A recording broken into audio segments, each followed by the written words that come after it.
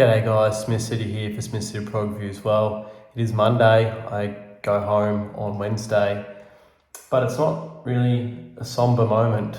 I've had a fantastic day today, a really fantastic day today, and it's just been very reflective of me. I've done some writing to know that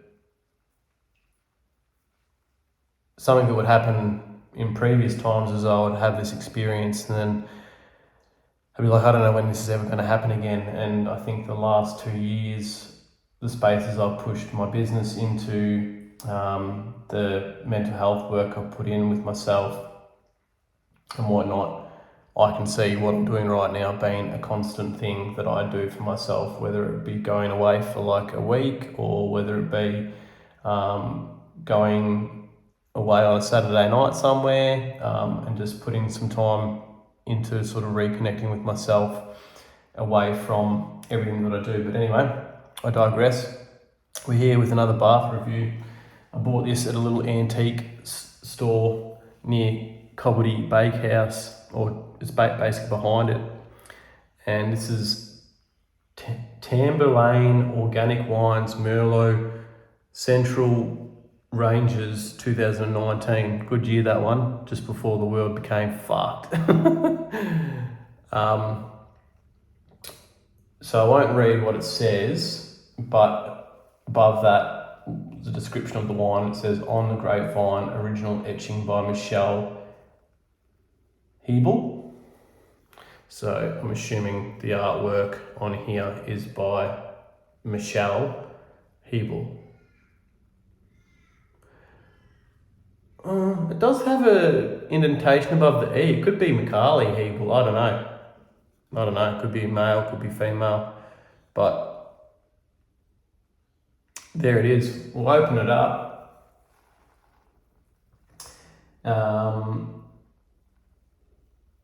Tamburlaine 358 McDonald's Road, Polkle Bin, New South Wales. This Polkle Bin is where Hope Estate is, I'm fairly sure.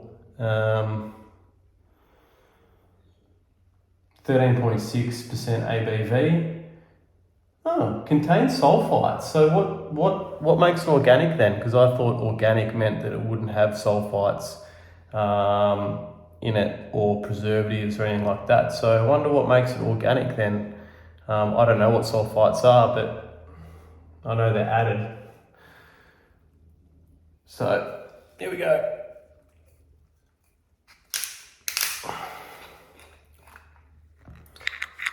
Been playing a bit of piano today and just listening to some music on one of the chairs near the window, doing some writing, did some poems, and yeah, just really enjoying myself. So we'll see what this is like. Hopefully there's no reflection of my doodle in the bottle or the glass.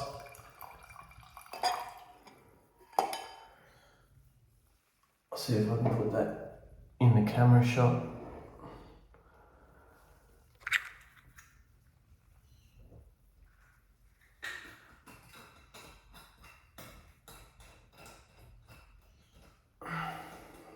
I'm not doing that too good.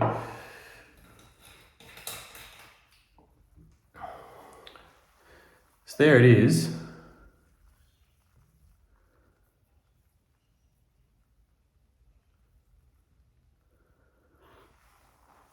Have a bit of a nose. Is that what they say in the wine game? A nose.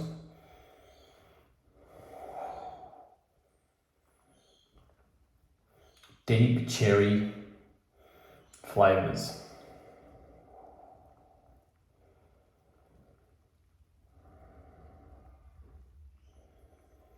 Smell a bit of oakiness.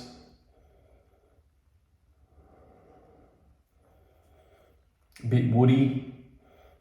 So I think this is going to be right in my wheelhouse in terms of what I like in a Merlot. So into my palate and light mouth it goes.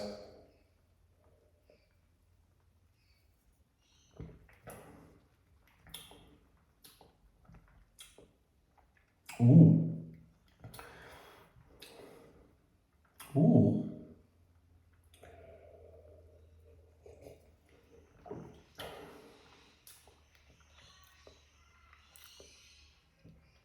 that is complex. So you get sort of the deep cherry, earthy, woody, oaky notes in the mid to back palate, and then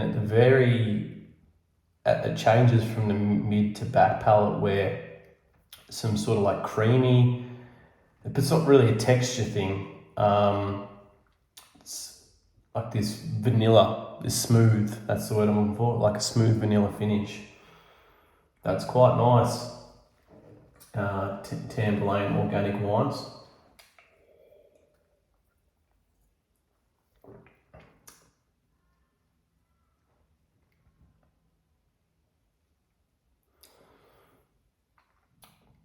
That is delicious. That is really, really good. It's that sort of vanilla, smooth vanilla hint at the back end sort of takes it away a little bit from sort of what I normally go for, like what I normally go out to buy if I buy a Merlot. But I would happily buy this again, and I think it works really well with the contrast of the deep cherry flavour. So I'll read the back. Deep ruby hues, ripe cherry and vanilla. Wow! Vanilla aromas, smooth tannins and dark plum flavours with a hint of spice. Just as it sits there on my palate right now, I am getting some of that spice.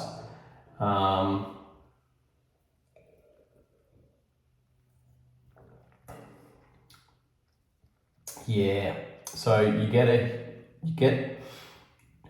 the first thing you get is the ripe cherry, and then sort of the dark plum comes through at the same time, but just a little bit after you experience the ripe cherry flavour.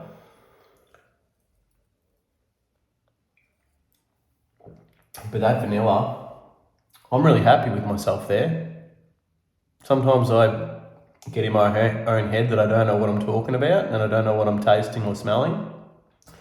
And I literally bought this, didn't look at it, just put it on the shelf. It's been sitting there for a few days now. And I just thought, you know what? Why not do a bath review? I do like them, except I don't have a bath at home. So I might just go around travelling around Australia just reviewing baths.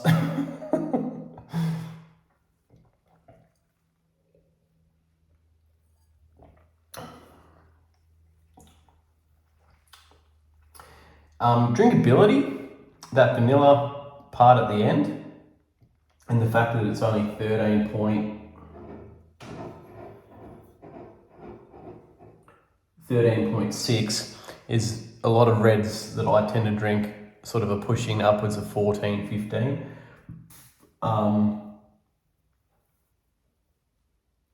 And when something does taste this good, you kind of want to keep going back for more and more. And I find that being an issue with red wine is you go on a bit of a roll with it and you're like, oh, that's delicious. And you pour yourself another and you're like, oh, that's delicious. And then by the time you realise that it's delicious and you've drank 3/4 of the bottle and then wake up the next day with an absolute pounding headache.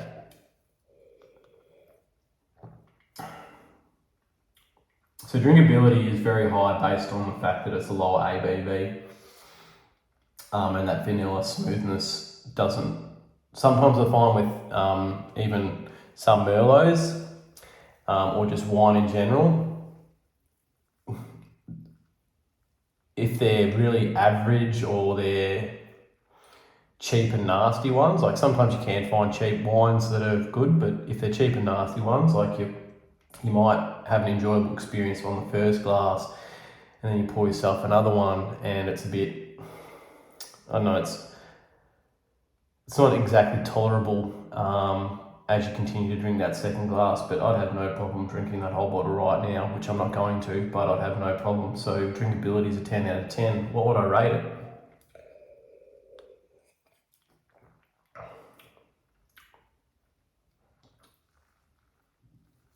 I think the vanilla really creates a different depth of flavours that I'm not used to with my Merlot.